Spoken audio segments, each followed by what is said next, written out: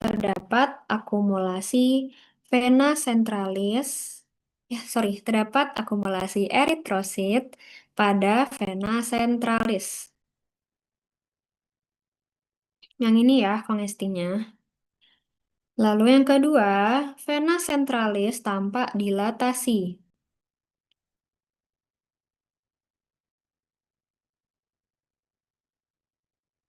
Vena centralis tampak berdilatasi. Yang ketiga, jaringan di sekitar vena centralis tampak longgar karena edema. Yang di sebelah sini. Aku ulangi, jaringan di sekitar vena centralis tampak longgar karena edema.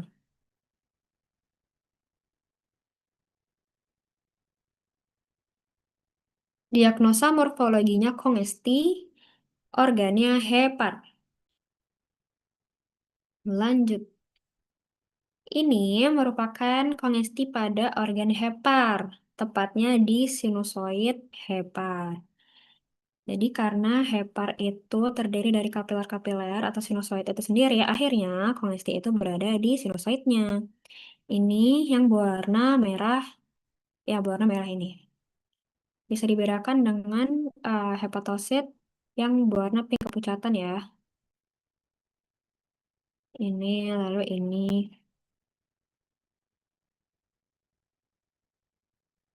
Karena adanya akumulasi eritrosit ini, akhirnya sinusoid itu tampak berdilatasi.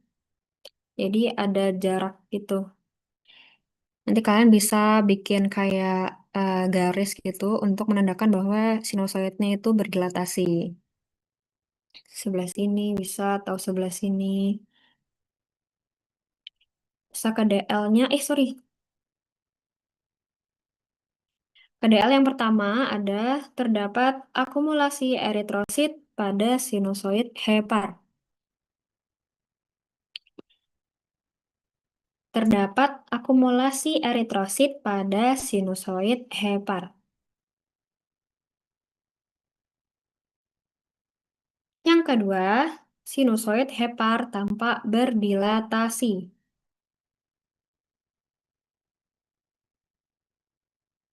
Sinusoid hepar tampak berdilatasi.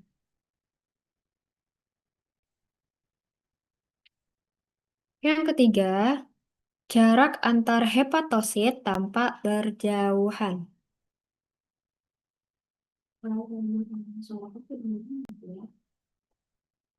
Yang ketiga, jarak antar hepatosit tampak berjauhan.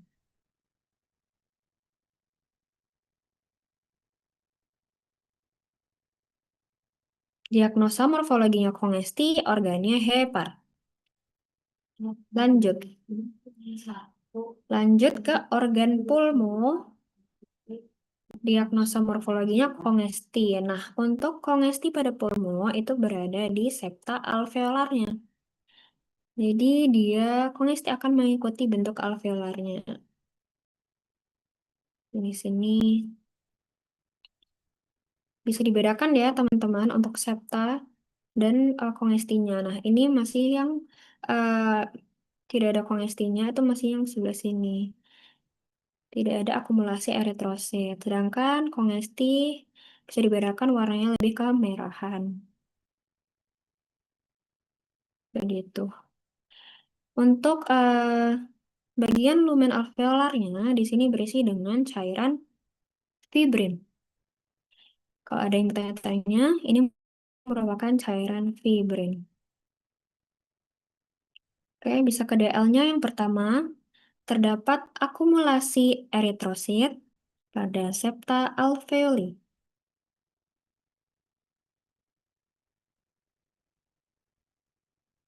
Terdapat akumulasi eritrosit pada septa alveoli.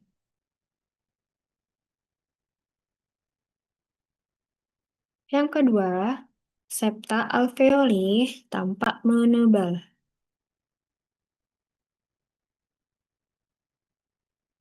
Septa alveoli tampak menebal.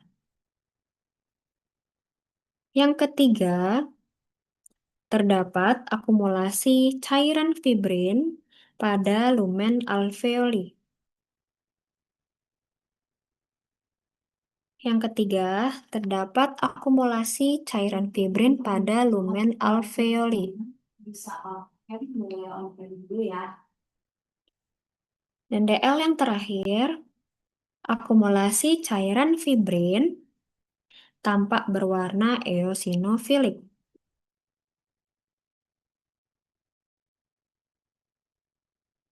Aku ulangi, akumulasi cairan fibrin tampak berwarna eosinofilik. Diagnosa morfologinya Kongesti organnya pulmo. Lanjut, untuk Kongesti organ jantung. Jadi, untuk kongesti pada jantung ini terdapat pada lumen arteri koronarianya. Ini merupakan arteri koronaria. Nah, di dalam lumen, di lumennya itu terdapat akumulasi eritrosit atau kongesti. Sama seperti tadi, karena ada akumulasi eritrosit, maka eh, arteri koronaria ini tampak dilatasi atau tampak melebar.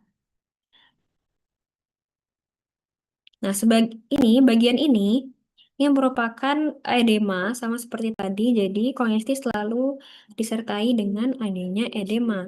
Jadi, tampak ada jaringan kosong gitu di sini. Begitu. Untuk DL yang pertama, terdapat akumulasi eritrosit pada lumen arteri koronaria.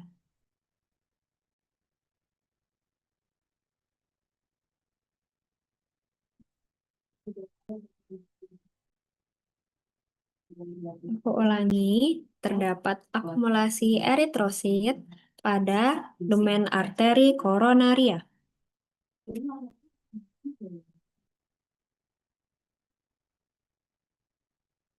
DL yang kedua, arteri koronaria tampak mengalami dilatasi atau melebar. Yang kedua, arteri koronaria tampak mengalami dilatasi atau melebar. Yang ketiga, terdapat akumulasi cairan plasma atau edema di sekitar pembuluh darah yang mengalami kongesti. Sebelah sini ya, tunjuknya sebelah sini. Aku ulangi, terdapat akumulasi cairan plasma atau edema di sekitar pembuluh darah yang mengalami kongesti. DL yang terakhir, jaringan di sekitar arteri koronaria tampak melebar. Sorry, tampak longgar. Aku ulangi, jaringan di sekitar arteri koronaria tampak longgar.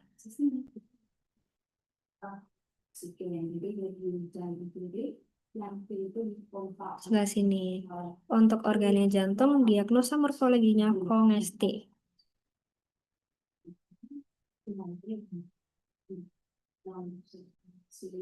Kita lanjut ke hemoragi. Hemoragi adalah keluarnya darah dari sistem sirkulasi ke jaringan di dalam rongga tubuh atau ke luar tubuh. Umumnya, hemoragi terjadi karena adanya kerusakan atau abnormalitas pada pembuluh darah. Nah, menurut derajat keparahannya itu dibagi menjadi dua, ada perdiapedesis dan preksis. Untuk perdiapedesis itu terganggunya fungsional dari pembuluh darah meskipun secara morfologis itu terlihat masih utuh atau tidak adanya kerusakan. Untuk perdiapedesis ini dibagi menjadi peteki dan purpura dengan ukuran peteki itu 1 sampai 3 mm dan purpura 3 mm sampai 1 cm. Untuk pareksis sendiri, morfologis dan fisiologisnya itu memang sudah rusak. Jadi untuk pendarahannya itu juga lebih lebar. Dibagi menjadi ekimos dan sufusif eh, dengan lebar ekimos itu 1 sampai 3 cm dan sufusif lebih dari 3 cm. Begitu. Untuk mekanismenya, hemoragi ini diawali dengan adanya kerusakan pembuluh darah. Karena ada kerusakan pembuluh darah, jadi eritrositnya itu keluar dari pembuluh darah dan berakumulasi pada jaringan ekstravaskuler. Untuk rongga tubuh ada hemoperikardium, itu di pericardial space, ada hemotoraks, itu di rongga toraks, dan hemoperitoneum, atau pada rongga abdomen. Lalu ada bentuk hemoragi eksternal seperti epistaksis, pendarahan hidung atau mimisan, lalu hemoptisis atau batuk berdarah, hematemesis, muntah darah, dan melena atau hematosezia untuk feses berdarah.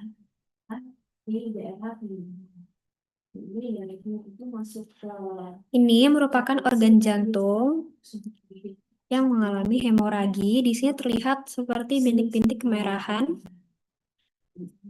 Bintik-bintik kemerahan yang berukuran 1 sampai 3 mm itu merupakan peteki. Jadi dia bintik-bintik kecil gitu. Nah, yang lebih besar, lihat lebih besar, pada panah warna kuning, ini merupakan purpura. Ini juga purpura. Untuk DL yang pertama, terdapat bintik pendarahan peteki dan purpura pada permukaan organ jantung.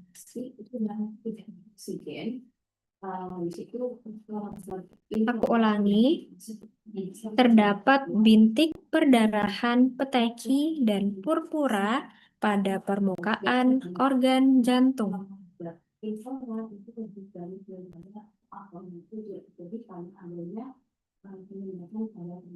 Yang kedua, bintik perdarahan peteki berukuran 1 sampai 3 mm dan bintik pendarahan purpura berukuran 3 mm sampai 1 cm.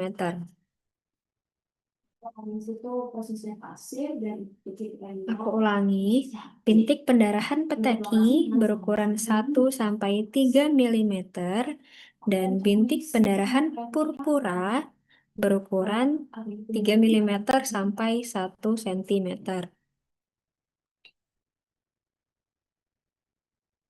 Yang ketiga, bintik pendarahan peteki berwarna kemerahan dan bintik pendarahan purpura berwarna merah kehitaman.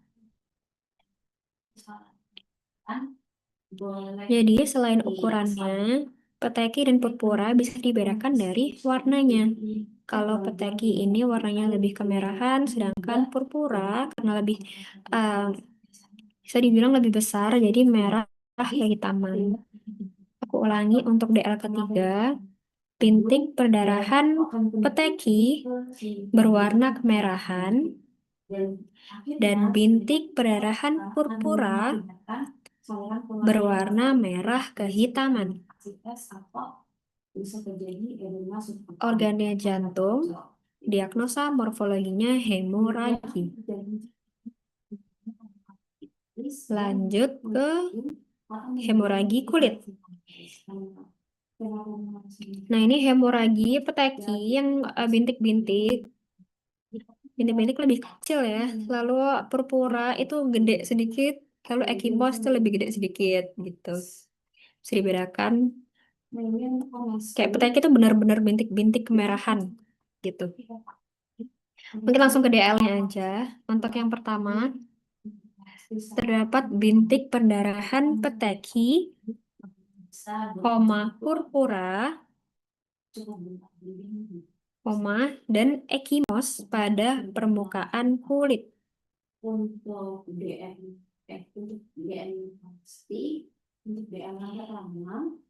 Terdapat bintik pendarahan peteki, purpura, dan ekimos pada permukaan kulit.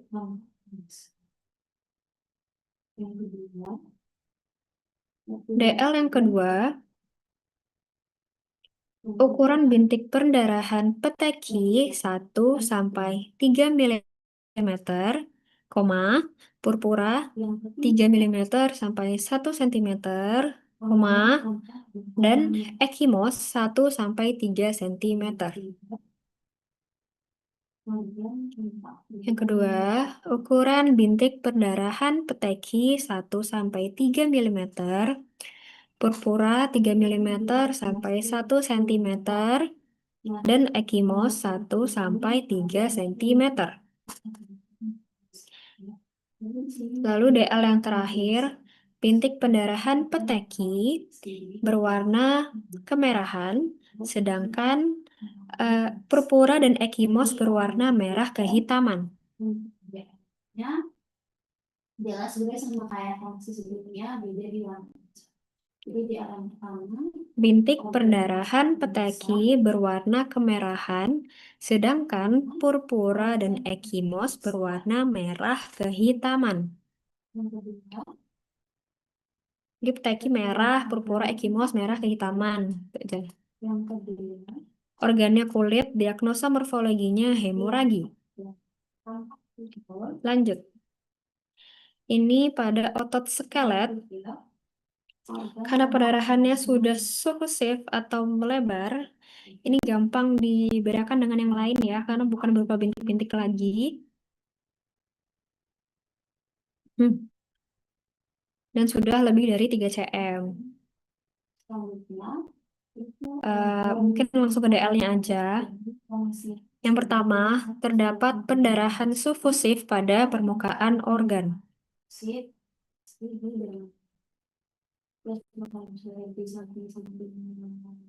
Terdapat perdarahan sufusif pada permukaan organ.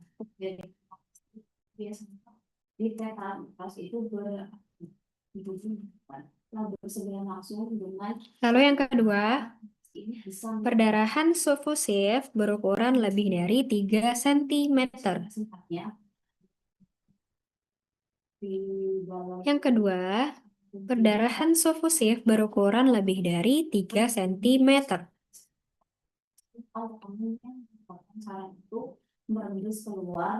Dan yang ketiga, perdarahan sufusif berwarna merah kehitaman. Perdarahan sufusif berwarna merah kehitaman. Organnya otot skelet, diagnosa morfologinya hemoragi. Lalu ini merupakan organ usus pada hemoragi, di mana hemoraginya itu berada pada lamina propria dari usus. Bisa dilihat mana filinya, filinya itu sudah ruptur. Jadi fili yang seharusnya di sini itu udah ruptur. Lalu tersisa kripta liberkunya aja di sebelah sini. Hemoraginya di interstitialnya, maksudnya di antara kripta liberkun di lapisan lamina propria. Jadi warna kemerahan ini merupakan akumulasi dari eritrosit atau hemoragi itu, infiltrasi eritrosit, maaf. Ini, lalu ini juga, gitu. Mungkin langsung ke DL-nya aja. Yang pertama, terdapat infiltrasi eritrosit pada lamina propria usus.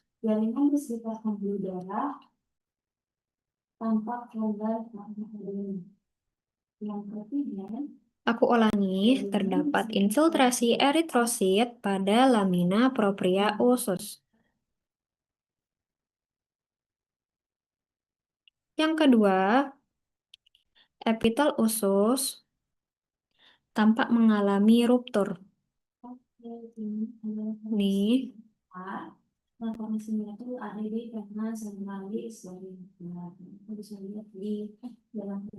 Aku ulangi, epitel usus tampak mengalami ruptur.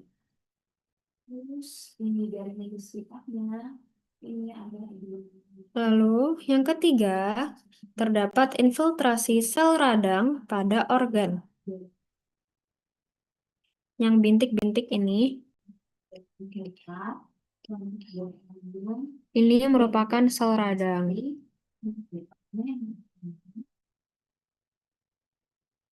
Kenapa ada sel radang? Mungkin pada preparat ini, hewan atau preparat ini mungkin ada terjadi peradangan. Tergantung penyebabnya apa sehingga bisa terjadi atau terdapat infiltrasi sel radang. Begitu. Jangan lupa untuk menggambar atau mewarnai sel radang berwarna basofilik ya, atau ungu kebiruan, agar bisa dibedakan dengan sel yang lain gitu. Jadi ini juga merupakan sel radang. Aku ulangi untuk DL yang ketiga, terdapat infiltrasi sel radang pada organ.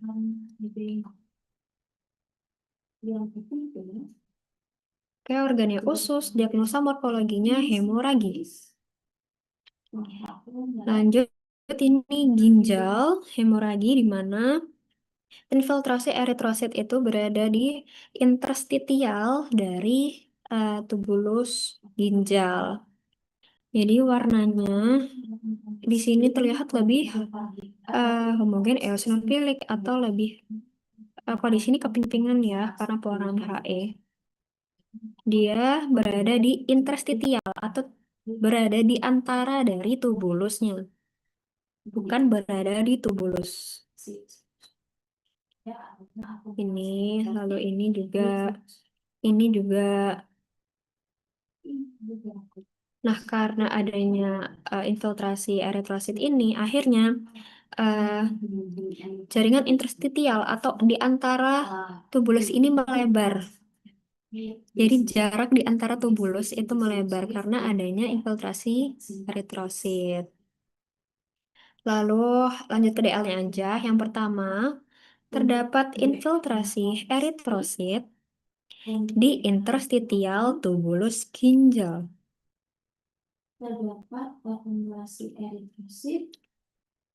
Yang pertama, terdapat infiltrasi eritrosit di interstitial tubulus ginjal. Yang kedua, jaringan interstitial tubulus ginjal melebar.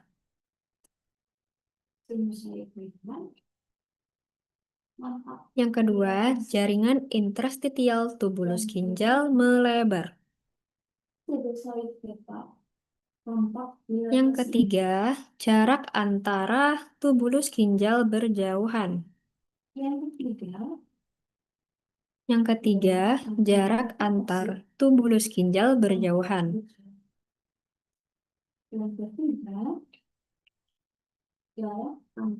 Organnya ginjal, diagnosa morfologinya hemoragi. Lanjut, hemoragi pada organ pulmo. Sama seperti tadi, kalau di hemoragi, infiltrasi eritrosit itu uh, berada di lumen. Jadi kalau pengesti pada pulmo itu kan berada di septa. Hemoragi itu terdapat di lumen. Jadi ini yang kemerahan itu merupakan hemoraginya.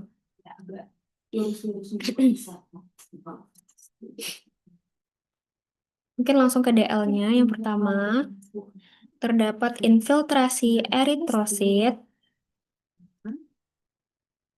pada lumen alveoli dan vena pulmonalis.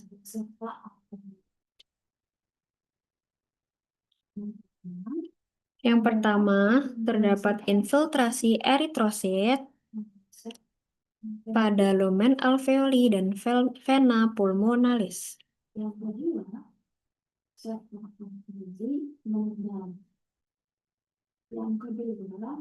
Yang kedua, septa alveoli tampak menebal. Jadi kalian tunjuknya di septa ya guys. Jangan salah di kongestinya. Di sini boleh. Septa alveoli tampak menebal. Yang ketiga, vena pulmonalis tampak berdilatasi. Vena pulmonalis tampak berdilatasi.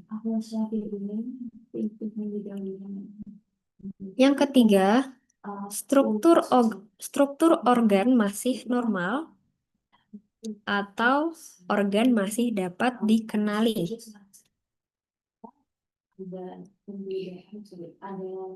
Struktur organ masih normal atau organ masih dapat dikenali. Untuk DL yang terakhir ini, kalian bisa tunjuk di septanya. Begitu. Oke, untuk organnya pulmo, DM-nya hemoragi. Kita lanjut ke hemoragi otot jantung. Untuk hemoragi otot jantung, dia berada di interstitial dari sabut otot jantungnya. Ini yang bintik-bintik kemerahan ini merupakan infiltrasi eritrosit. Karena ada infiltrasi eritrosit, jadi interstitialnya di antara sabut otot jantung itu melebar. Kalian bisa buat garis di sini nanti untuk menandakan jarak antar sabut otot itu melebar. Gitu. Untuk DL yang pertama, terdapat infiltrasi eritrosit di interstitial sabut otot jantung.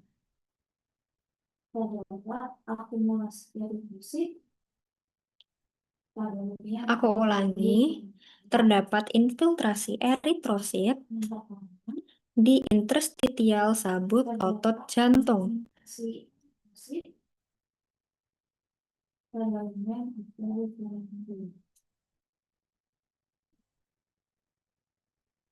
Yang kedua, jaringan interstitial otot jantung melebar.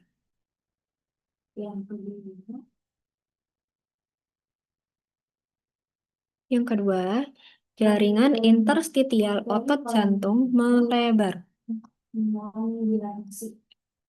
Yang ketiga, jarak antar sabut otot jantung berjauhan. Yang ketiga, jarak antar sabut otot jantung berjauhan. Untuk organnya otot jantung, DM-nya hemoragi. Kita lanjut hemoragi pada lokasi tertentu. Yang pertama ada di pericardial space. Kan jantung kan ada lapisannya namanya perikardium. Nah, hemoragi ini atau akumulasi darah ini berada di antara lapisan dan jantung itu namanya pericardial space. Hemoperikardium ini dapat disebabkan oleh trauma benda tumpul atau rupturnya dinding atrium kanan akibat invasi tumor. Kenapa atrium kanan? Setelah aku cari-cari itu karena tumor ini itu berpredileksi atau tempat favoritnya itu berada di atrium kanan, begitu. Lanjut aja, ini merupakan hemoperikardium. Di sini terdapat akumulasi darah pada ruang perikardium atau pericardial space. Karena adanya akumulasi itu, maka ruang perikardiumnya itu melebar. Dan warna dari darahnya itu sendiri merah kehitaman.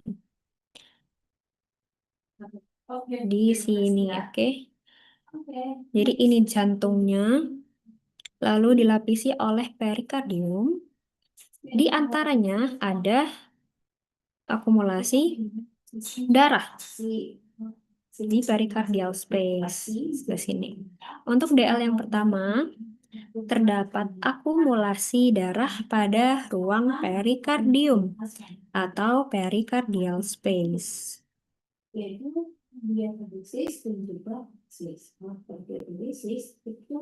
Aku ulangi, terdapat akumulasi darah pada ruang perikardium atau pericardial space. Yang kedua, ruang perikardium tampak melebar. Yang kedua, ruang perikardium tampak melebar.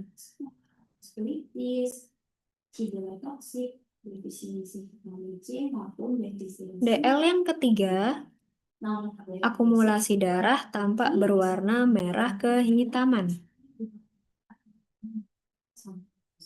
Yang ketiga, akumulasi darah tampak berwarna merah kehitaman. Untuk organnya jantung / perikardium, diagnosa morfologinya hemoperikardium. Lanjut ke hemotoraks, di mana terjadi akumulasi darah atau hemoragi pada kafum toraks.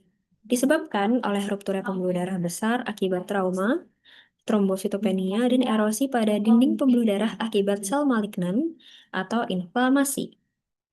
Pertama, ini merupakan kafum toraks ya. Ini ada pembatasnya berupa diafragma. Sebelah sini sudah merupakan ruang abdomen. Nah, terlihat bahwa organ ini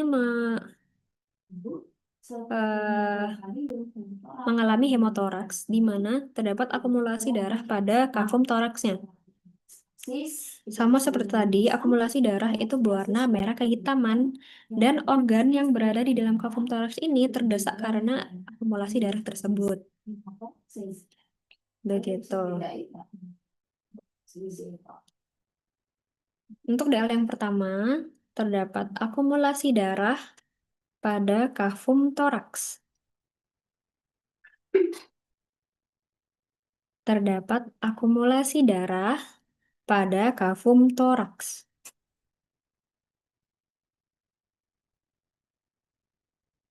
Yang kedua, akumulasi darah tampak berwarna merah kehitaman.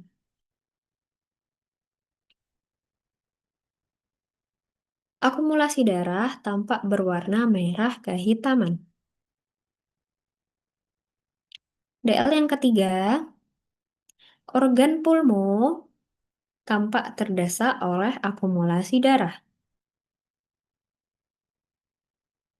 Organ pulmo tampak terdesak oleh akumulasi darah.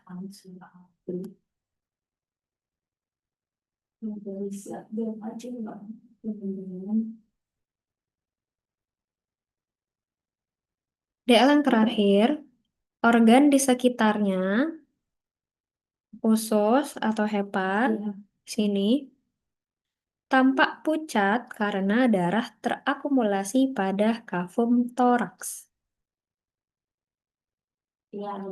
Organ di sekitarnya, usus, hepar, tampak pucat karena darah terakumulasi pada kafum toraks.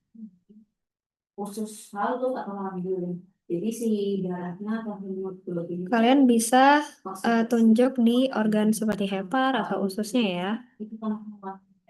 Gitu. Untuk organnya kafum toraks, diagnosa morfologinya hemoltoraks. Lanjut ke hemoperitoneum, akumulasi darah pada kafum peritoneum atau kafum abdomen. Jadi ini ada akumulasi darah di kafum abdomennya. Gitu. Untuk DL yang pertama, terdapat akumulasi darah pada kafum abdomen.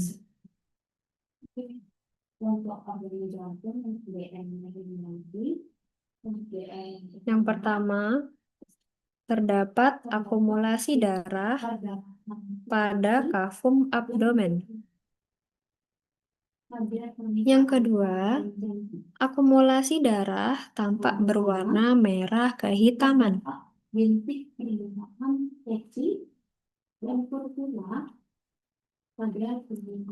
Akumulasi darah tampak berwarna merah kehitaman.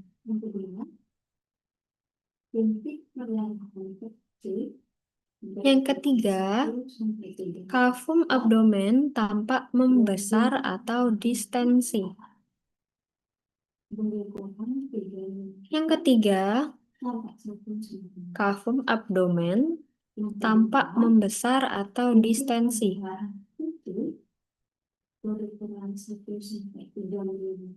Organnya cavum peritoneum, diagnosa morfologinya hemoperitoneum. Kita lanjut ke trombus.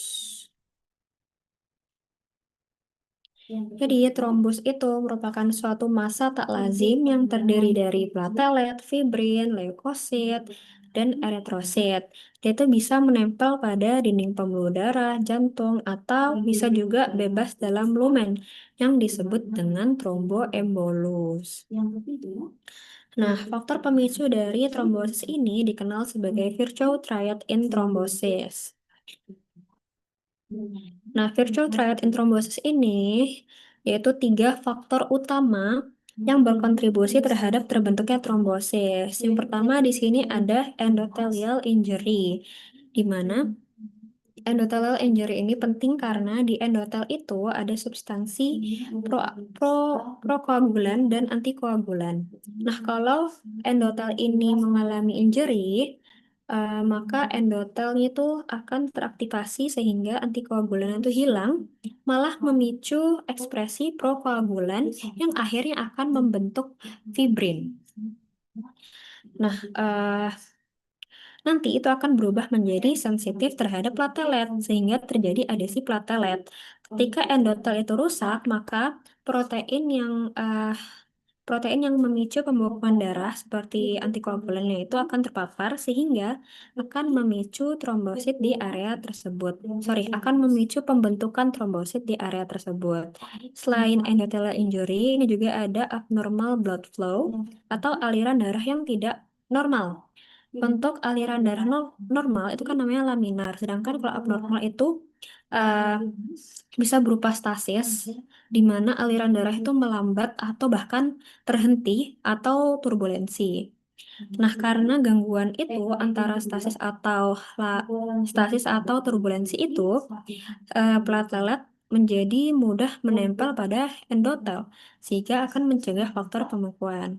Juga ada hypercoagulability, di mana darah itu memiliki kecenderungan yang lebih tinggi dari biasanya untuk membeku. Untuk ketiga faktor ini, itu mereka saling berkaitan. Jika satu atau lebih faktor ini terjadi, maka risiko terjadinya trombosis itu makin tinggi juga, makin signifikan akhirnya. Kita lanjut aja untuk mekanisme terjadinya trombos, di mana diawali dengan endotel yang mengalami jejas, kemudian endotel itu akan mensekresikan endotelin untuk vasokonstriksi. Vasokonstriksi itu untuk meminimalisir keluarnya darah. Itu emang terjadi secara fisiologis. Lalu primary hemostasis ini dimulai dengan adanya adesi dari trombosit yang menempel eh, pada daerah yang terpapar dengan perantara von Willebrand factor. Nah, nanti itu ada aktivasi dan pelepasan granula yang nantinya eh, akan trombosit itu akan melepaskan isi granulanya yang akhirnya akan menarik lebih banyak trombosit ke lokasi cedera. Lalu platelet itu akan saling beragregasi atau saling berkumpul gitu. Lalu lanjut ke secondary hemostasis, di mana molekul yang dilepaskan itu menarik lebih banyak trombosit ke lokasi cedera dan agregasi trombosit hemostasis sekunder itu diawali dengan aktivasi faktor koagulasi, pembentukan trombin yang dimana trombin itu akan mengubah fibrinogen menjadi fibrin, yang akhirnya terbentuk serat fibrin yang membentuk jaring-jaring yang memperkuat sumbat trombosit menjadi trombus yang stabil. Sini. Lalu, eh, hemostasis localization ini sel endotel yang sehat ini akan melepaskan TPA untuk fibrinolysis dan trombomodulin sebagai antikoagulannya. Sehingga struktur akhir dari hemostasis localization ini merupakan trombus yang matang yang mengandung jaring-jaring fibrin yang bisa menjebak sel darah merah dan leukosit. Nah, ini jenis trombus berdasarkan lokasinya. trombus pada arteri yang ini.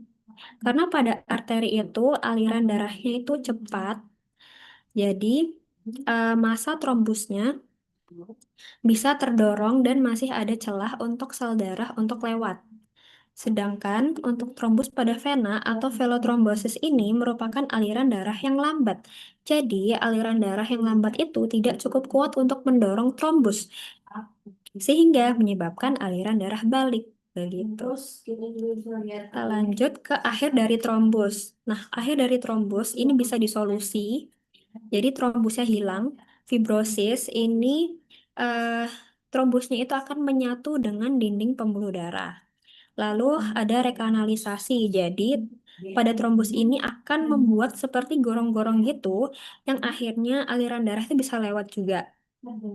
Dan yang terakhir ada embolus di mana trombus jadi lepas pada aliran darah gitu. Terbawa aliran darah. Untuk organ yang pertama, pembuluh darah, DM-nya trombus. Jadi ini merupakan trombus pada pembuluh darah.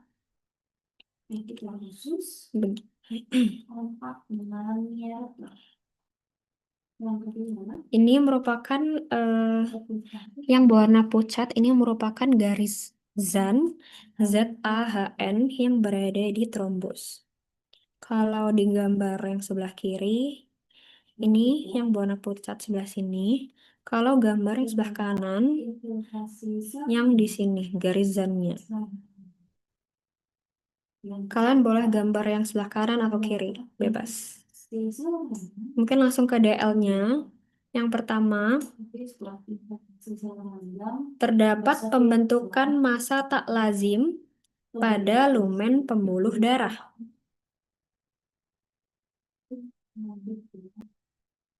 Terdapat bentukan massa tak lazim pada lumen pembuluh darah.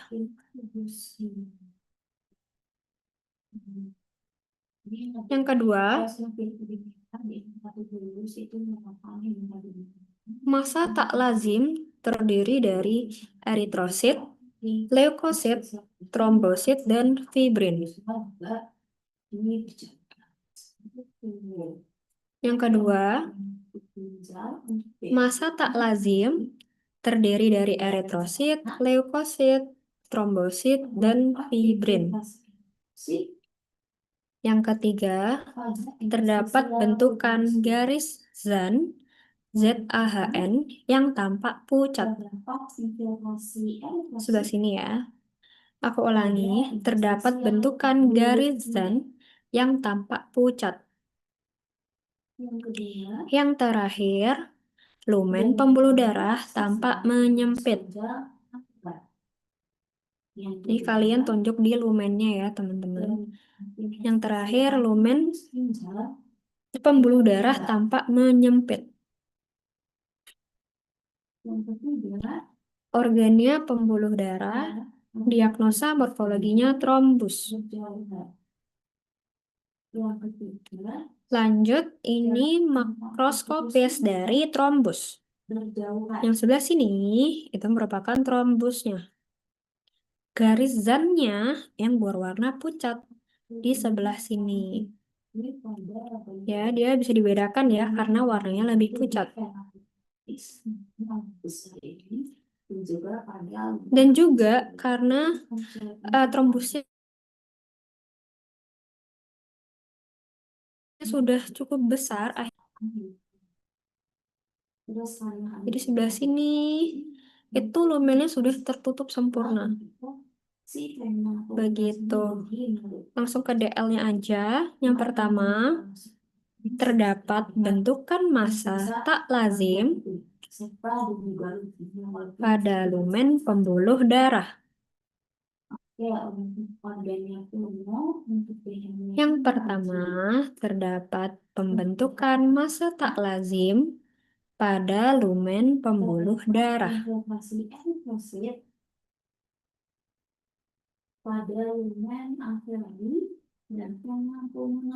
Yang kedua, Bentukan massa tak lazim tampak berwarna merah pucat.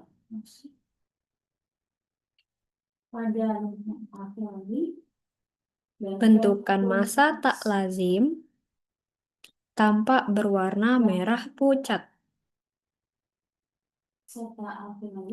Yang ketiga, terdapat bentukan garisan yang tampak pucat.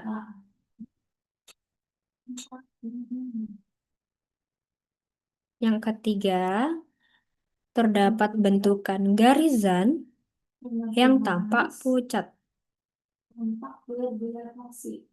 Yang keempat, pembuluh darah mengalami dilatasi. Yang keempat, pembuluh darah mengalami dilatasi. Untuk yang pembuluh darah mengalami dilatasi ini, kalian bisa buat garis kayak gini ya. Garis panjang, untuk diameternya tuh kayak terlihat bahwa dia itu mengalami dilatasi. Lalu lanjut ke DL yang terakhir, yang nomor 5. Lumen pembuluh darah tampak menyempit.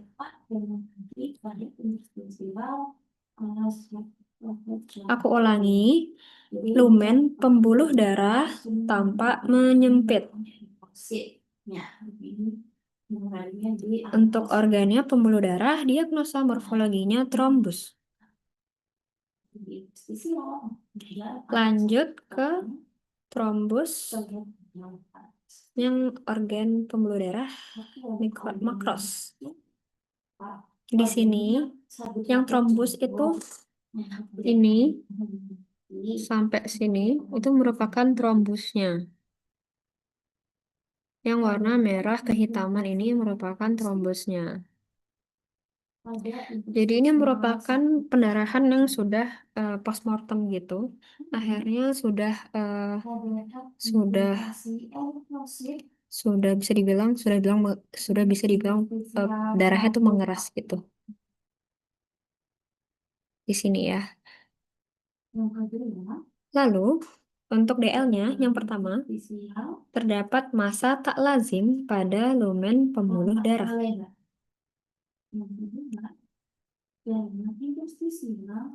Yang pertama, terdapat massa tak lazim pada lumen pembuluh darah. Yang kedua, massa tak lazim tampak berwarna merah pucat.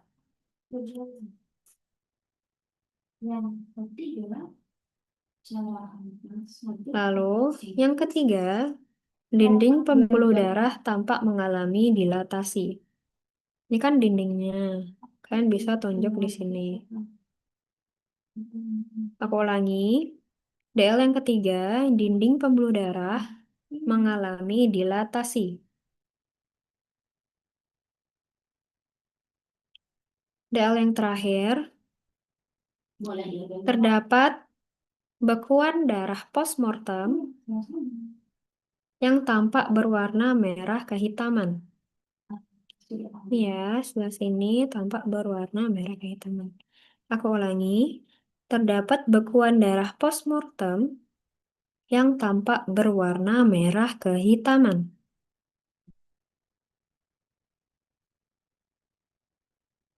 Organnya pembuluh darah, diagnosa morfologinya trombus. Selanjut ke edema. Edema ini merupakan akumulasi cairan plasma yang berada di dalam jaringan interstitial, termasuk rongga tubuh tanpa adanya perubahan dari dinding pembuluh darah. Jadi, ini merupakan skema dari endotel atau dinding pembuluh darah di mana kalau yang normal ini ya dia endotelnya normal aja. Kalau yang atas dia mengalami peradangan. Jadi, terjadi diapedesis atau keluarnya eritrosit ke daerah peradangan. Lalu yang ini, yang kanan atas, ini merupakan endotel yang dimana eh, terjadi keluarnya cairan plasma dari yang berada di dalam pembuluh darah itu keluar ke jaringan interstitial. Gitu. Lanjut. Nah, ini merupakan distribusi cairan pada mikrosirkulasi dan interstitium yang seharusnya terjadi itu bagaimana sih? Nah, yang pertama, yang di nomor pertama itu kan ada namanya tekanan hidrostatik atau tekanan yang mendorong cairan keluar dari pembuluh darah ke jaringan interstitial. Nah, nomor satu ini terjadi tekanan hidrostatik yang mendorong cairan keluar dari pembuluh darah masuk ke jaringan interstitial. Untuk yang nomor dua, cairannya itu akan menggenang di jaringan sel-sel jaringan. Lalu yang ketiga, ada namanya tekanan osmotik di mana dia itu menarik cairan dari jaringan interstitial masuk ke dalam pembuluh darah. Begitu. Nah, nomor tiga ini dilihat bahwa tekanan osmotiknya itu lebih besar dari tekanan hidrostatik, sehingga sebagian cairan itu akan masuk ke saluran limfe. Nomor 4 ini, dia itu sisa cairan yang tidak terserap. Nomor 3, kan ada sisanya tuh, ada sisa cairan yang tidak terserap, itu akan terserap oleh saluran limfe. Nah, pada yang inset 2 ini, menunjukkan bahwa katup katup satu arah pada pembuluh limfatik yang memungkinkan cairan itu untuk tetap berada di saluran limfatik itu. Jadi untuk mencegah terjadinya pembengkakan. Untuk nomor 5, terjadi pertukaran cairan dan zat antara cairan interstitial dengan cairan di dalam sel untuk menjaga keseimbangan dari homeostasis sel. Jadi untuk normalnya begitu. Nah, penyebab edema itu ada yang pertama karena gangguan aliran darah. Jadi ini venusnya atau venanya itu ada obstruksi. Jadi arterinya mengalami dilatasi sehingga terjadi peningkatan tekanan hidrostatik. Di mana tekanan hidrostatik itu akan mendorong cairan keluar dari pembuluh darah dan menetap di sana. Jadi terjadi edema. Lalu ada juga karena hipoprotein di mana hipoproteinemia itu akan menyebabkan turunnya tekanan eh, osmotik. Di mana kalau penurunan tekanan osmotik itu yang harusnya cairan di interstitiumnya itu akan berkurang, kayak fungsinya berkurang sehingga cairan yang berada di interstitium itu akan lebih banyak gitu. Jadi menyebabkan edema. Lanjut ke edema akibat sumbatan saluran limfatik, di mana eh, yang harusnya itu diserap oleh sistem limfatik akhirnya tertumpuk dan mengakibatkan edema. Yang terakhir ada edema akibat reaksi radang. Jadi waktu radang kan ada mediator atau faktor-faktor inflamasi seperti histamin dan lain-lainnya. Nah, hal itu tuh menyebabkan vasodilatasi atau faktor itu tuh akan menyebabkan vasodilatasi dan permeabilitas kapiler itu akan bertambah. Hal itu menyebabkan darah dan plasma itu akan terkumpul di satu tempat sehingga tekanan hidrostatiknya itu meningkat. Karena itu akhirnya tekanan hidrostatik meningkat, tidak ada jadi cairan yang berada di pembuluh itu akan keluar ke jaringan interstitial, akhirnya terjadi edema. Lalu skema terjadinya edema ini bisa karena gagal jantung, gagal ginjal, dan malnutrisi yang akibatnya itu akan menurunkan atau akan meningkatkan tekanan hidrostatik, meningkatkan volume darah, dan menurunkan tekanan osmotik yang akhirnya mengakibatkan edema. Lalu edema berdasarkan lokasinya dibagi menjadi 4, yaitu ada hidroperikardium, akumulasi cairan pada kafum perikardium, lalu ada hidrotoraks, akumulasi cairan pada kafum toraks, lalu ada hidroperitoneum atau asites, merupakan akumulasi cairan di kafum abdomen dan chylothorax, atau akumulasi cairan limfe pada kafum toraks. Kita lanjut ke gambar pertama. Di sini ada edema, organnya pulmo, di mana karena menumpuknya cairan itu akhirnya organ ini tampak membesar. Lalu tepian organnya di sini itu tampak tumpul.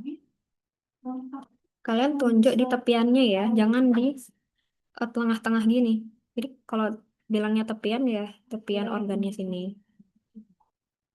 Untuk DL yang pertama, organ tampak membesar. Organ tampak membesar. Yang kedua, tepian organ tampak tumpul.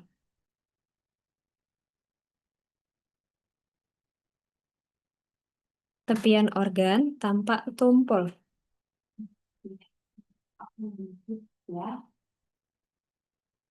Yang ketiga, bila organ disayat, akan mengeluarkan cairan transudat berbuih jernih. Ulangi, bila organ disayat akan mengeluarkan cairan transudat berbuih jernih.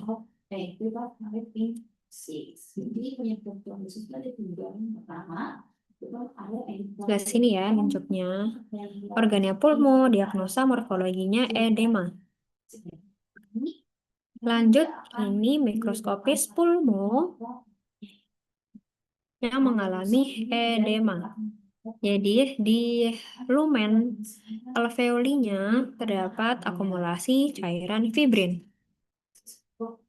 Ini kan lumennya, ini septanya. Ini septanya kan.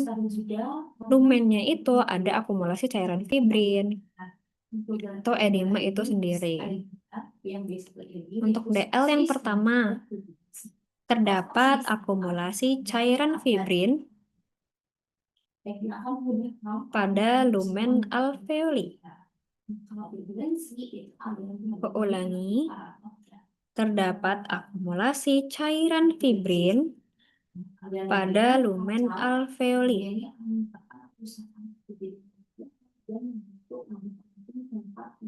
Yang kedua, akumulasi cairan fibrin tampak homogen eosinofilik pada pewarnaan He. Akumulasi cairan fibrin tampak homogen eosinofilik pada pewarnaan He. Yang ketiga, terdapat infiltrasi sel radang pada septa alveoli.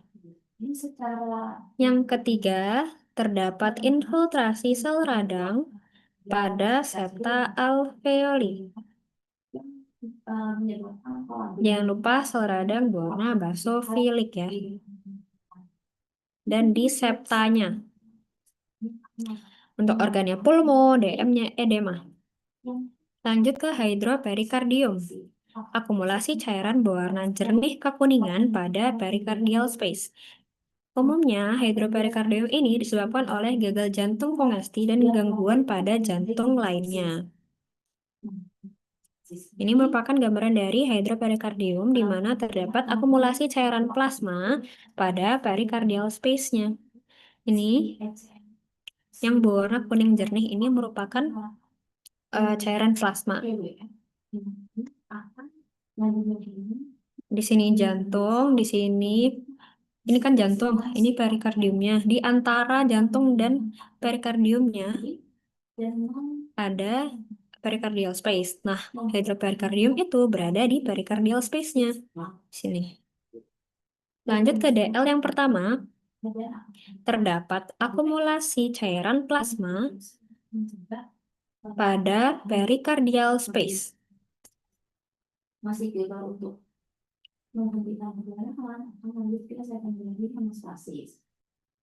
Yang pertama, terdapat akumulasi cairan plasma pada pericardial space. Yang kedua, akumulasi cairan plasma berwarna kuning jernih.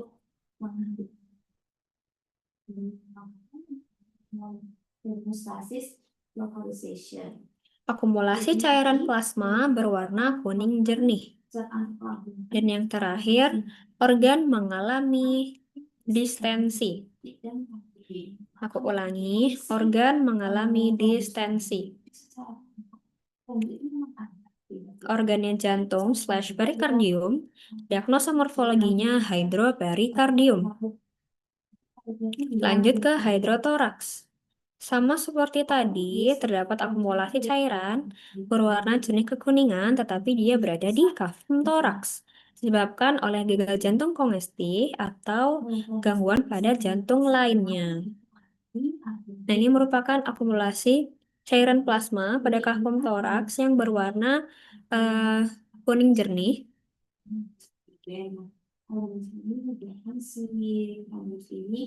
Jadi ini paru-parunya atau pulmonya itu tampak terdesak karena adanya akumulasi cairan plasma ini.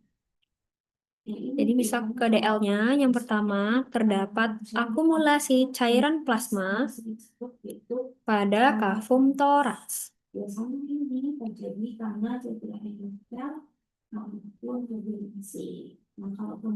Aku ulangi, terdapat akumulasi cairan plasma pada kafum toraks.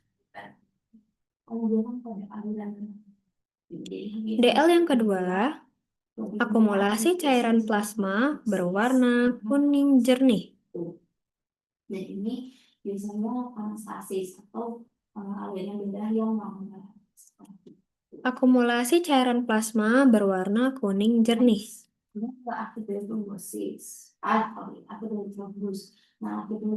Yang ketiga, kafum toraks tampak terdesak.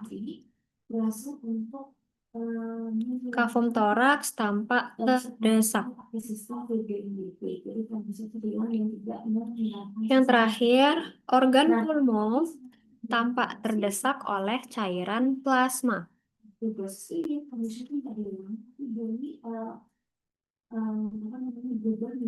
Aku ulangi, organ pulmo tampak terdesak oleh cairan plasma. Organnya kafum toraks, diagnosa morfologinya hidrotoraks. Lanjut ke hidroperitoneum atau asites. Akumulasi cairan berwarna jernih kekuningan pada kafum abdomen. Umumnya disebabkan oleh gagal jantung kanan, gagal ginjal, dan sirosis. Ini merupakan hidroperitoneum pada kafum peritoneum atau kafum abdomen.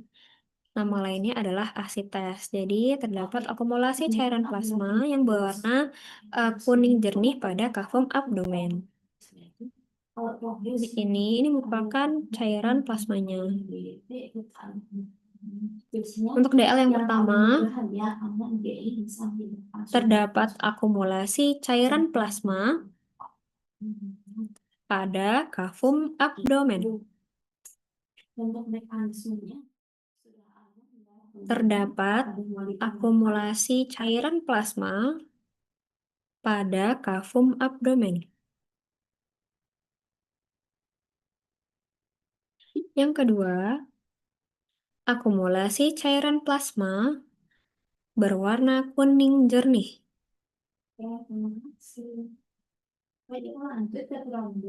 Aku ulangi, akumulasi cairan plasma berwarna kuning jernih. Yang ketiga, kafum abdomen tampak mengalami distensi. Kafum abdomen tampak mengalami distensi.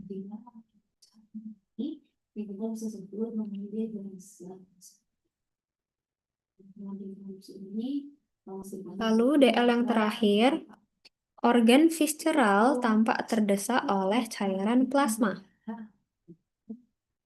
Organ visceral tampak terdesak oleh cairan plasma.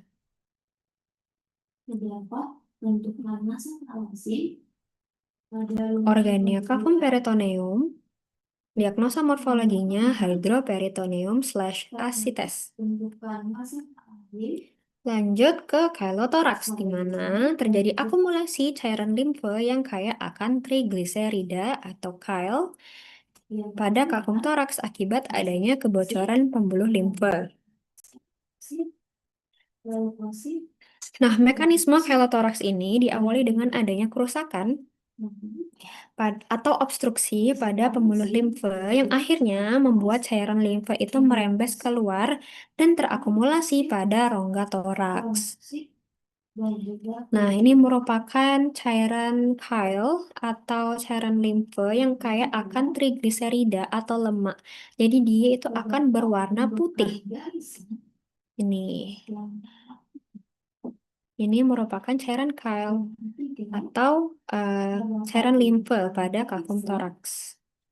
Untuk DL yang pertama, terdapat akumulasi chyle, tulisannya CHYLE, atau cairan limfe pada kafum toraks.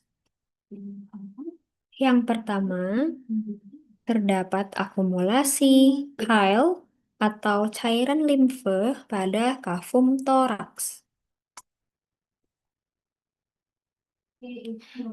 Yang DL yang kedua, akumulasi chyle tampak berwarna putih seperti susu. Aku ulangi, DL yang kedua, akumulasi chyle tampak berwarna putih seperti susu.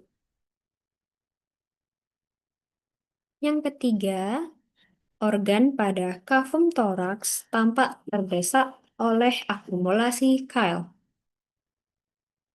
Yang ketiga, organ pada kafum toraks tampak terdesak oleh akumulasi chyle.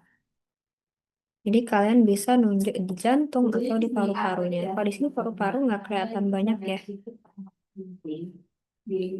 Untuk organnya kafum toraks, diagnosa morfologinya chylothorax. Lanjut ke infarct. Infarct itu jaringan yang mengalami nekrosis koagulasi akibat iskemia perakut atau kematian jaringan akibat gangguan suplai sirkulasi darah.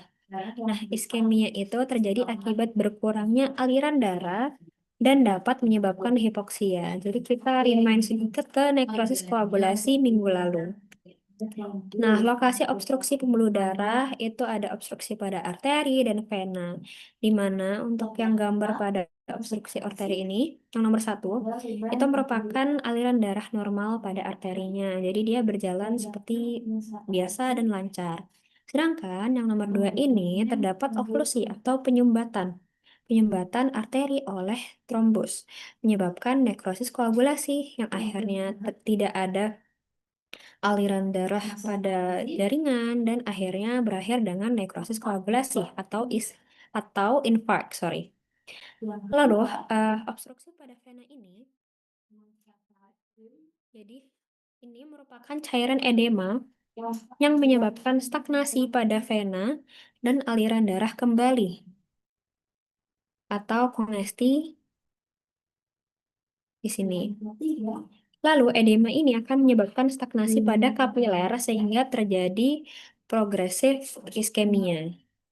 Lagi-lagi iskemia akan menyebabkan aliran darah terhenti, tidak ada pasokan oksigen, lalu terjadi nekrosis koagulasi atau infark.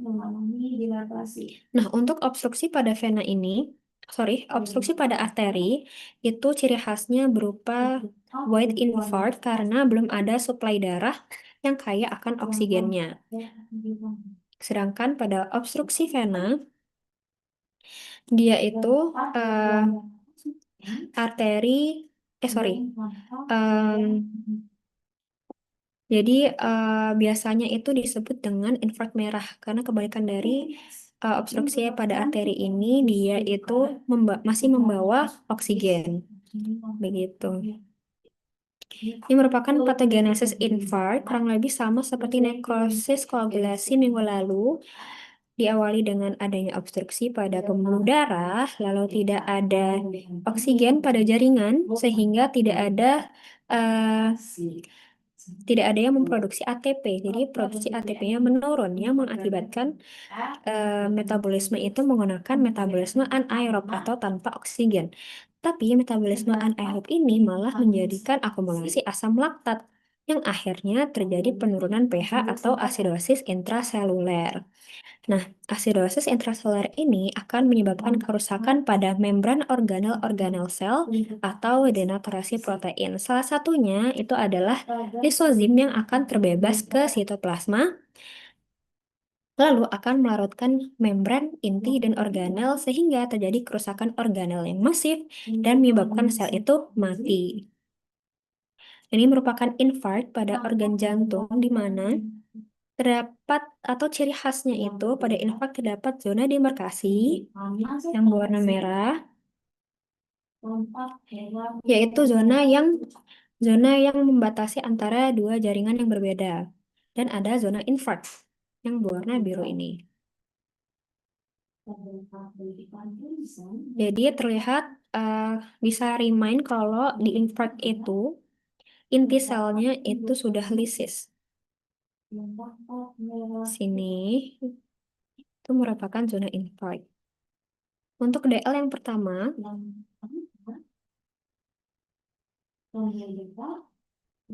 terdapat zona demarkasi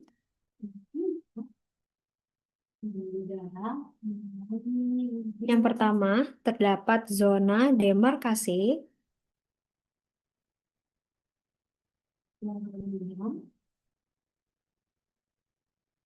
yang kedua, zona infark tampak lebih eosinofilik.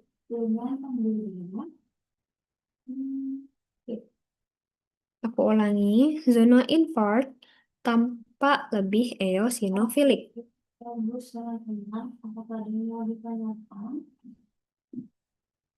Yang ketiga, sel pada zona infark mengalami atrofi dan inti selnya telah lisis. Oh iya, jujur aku belum lihat itu DL kalian. Nanti ya setelah aku kirim itu. Yang ketiga, sel pada zona infark mengalami atrofi dan inti selnya telah lisis. Ada lagi tidak?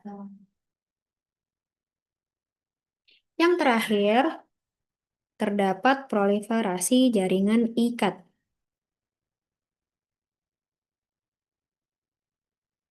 Terdapat proliferasi jaringan ikat. Organnya jantung, diagnosa morfologinya infark. Lanjut, ini infark pada hepar. Sama seperti tadi, terdapat zona demarkasi, yaitu zona yang membatasi dua jaringan atau struktur yang berbeda. Nah, pada preparat ini, untuk lebih jelasnya pada gambar yang di sebelah kanan ya, ini merupakan zona demarkasi. Jadi ada cara keluar dari pembuluh Ini zona demarkasinya. jaringan. Pada zona demarkasi, inti selnya itu juga telah lisis atau terdisosiasi. Maksudnya terdisosiasi itu artinya inti selnya itu sudah tidak beraturan bentukannya. Jadi dia udah menuju pada lisis gitu. Begitu. Dan seperti biasa untuk zona infark itu akan berwarna lebih eosinofilik. Begitu. Untuk DL yang pertama, terdapat zona demarkasi, yaitu perbatasan antara dua jaringan dengan struktur yang berbeda. Nah, kalau dia ditambah interstisial, ini akan menjadi edema. Seperti itu. Yang pertama, terdapat zona demarkasi, yaitu perbatasan antara dua jaringan dengan struktur yang berbeda. Si cairan interstisial ini kan ini bakal masuk ke saluran limfe. Jadi gampangnya itu bisa seperti itu. Cuman apabila DL2, secara DL nomor 2, terdapat zona infark yang tanpa eosinofilik. terus ini mekanisme kartu Terdapat zona infark yang tanpa eosinofilik.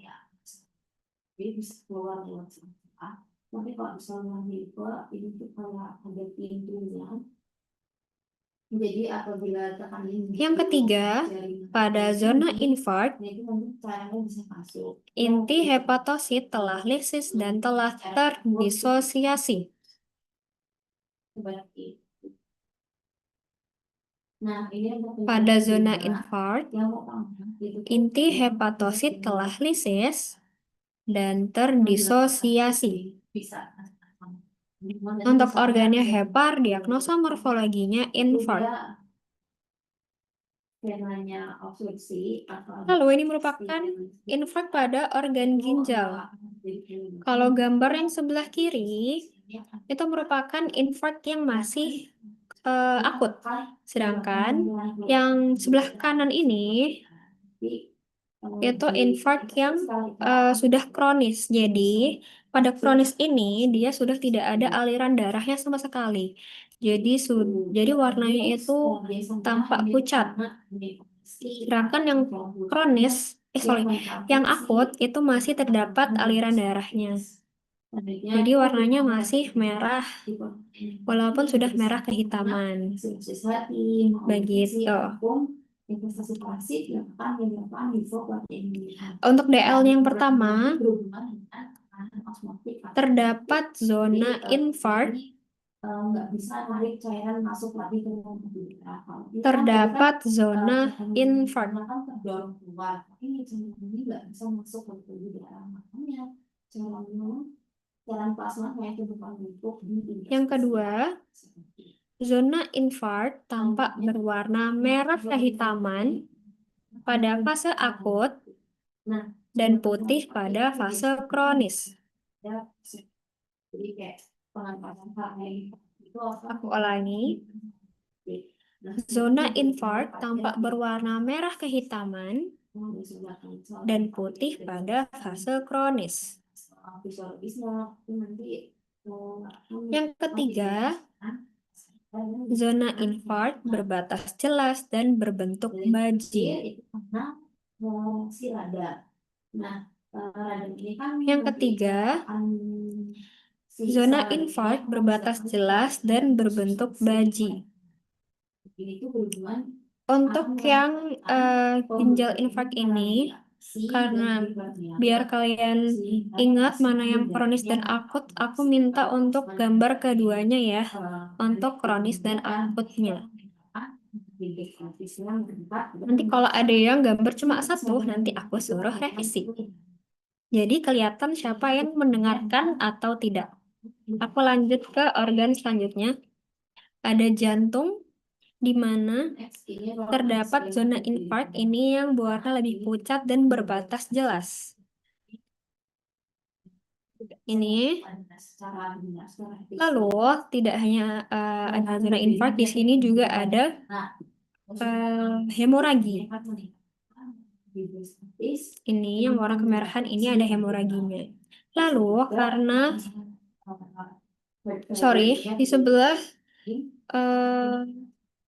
di sebelah sini otot jantung ini menebal karena mengkompensasi dari daerah sebelah kirinya. Jadi untuk yang sebelah kanan ini akan bekerja lebih keras daripada organ yang sebelah kiri. Jadi dia terjadi penebalan gitu. Aku lanjut ke DL yang pertama. Terdapat zona infark. Terdapat zona infark.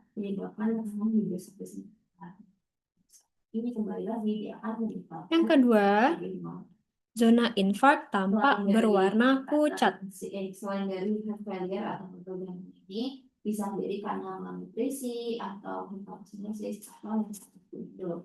Aku ulangi, zona infark tampak berwarna pucat. Itu berhubungan dengan Lalu DL yang ketiga, Jadi apabila zona invert berbatas jelas.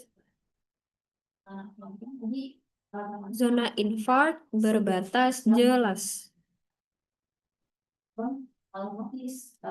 Yang keempat, dinding otot jantung menebal.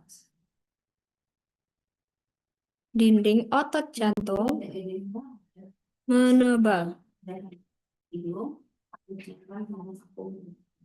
Lalu yang kelima, atau yang terakhir, terdapat hemoragi pada dinding otot jantung. Terdapat hemoragi pada dinding otot jantung. Ini hemoragi, ini juga hemoragi. Organnya jantung, diagnosa morfologinya invert.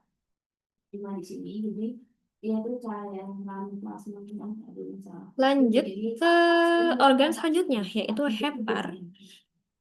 Di sini, untuk zona infarktnya itu yang berwarna lebih kekuningan. Tidak hanya itu, di sini juga ada hemoragi yang berwarna kemerahan. Jadi kalian bisa membandingkan dengan organ atau bagian atau daerah yang masih normal, yaitu bagian sini. Lalu yang sudah mengalami infarkt itu yang sudah kekuningan sebagian sini. Lalu dia berbatas jelas dan tampak berwarna lebih pucat. Ini juga. Untuk DL yang pertama, terdapat zona infarkt pada satu lobulus hepar.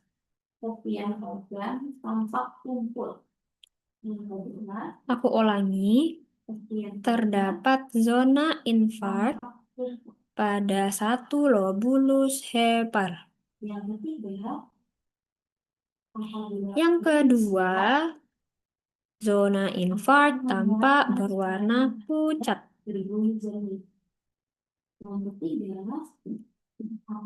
Zona infarkt tampak berwarna pucat. Yang ketiga, zona infarkt berbatas jelas.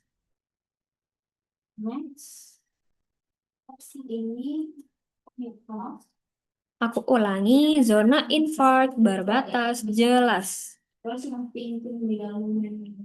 DL yang terakhir, terdapat hemoragi di sekitar zona infarkt.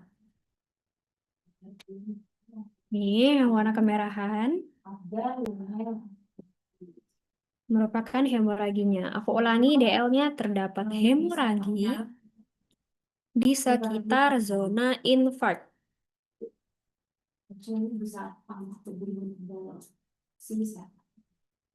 Untuk organnya hepar, diagnosa morfologinya infarkt. Untuk DL yang pertama, organnya hepar, diagnosa morfologinya infarkt.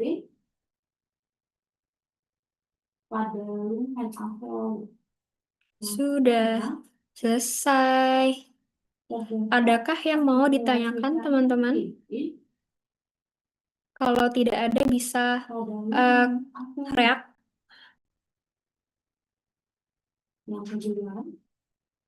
Apa?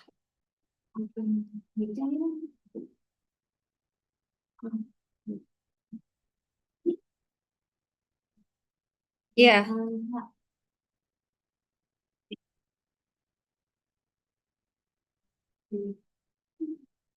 boleh kuning, tapi kamu kayak warnanya tuh jangan terlalu deep, jangan terlalu apa ya, jangan terlalu neken gitu. Jadi bukan full kuning, tapi juga masih samar-samar kuning gitu. Paham nggak ya? Oke, iya. Ada yang mau ditanyakan lagi sebelum kita post test? Tentang pewarnaan atau tentang materi? Boleh, Ardian. Kak, mau tanya, tadi kan Ya. yang di organ pulmo yang kongesti Dia kan juga kayak tampak lebih kemerahan gitu. Itu gimana Ya, cara ngebedainnya sama hemoragi? oke, ntar ya. Aku share screen lagi.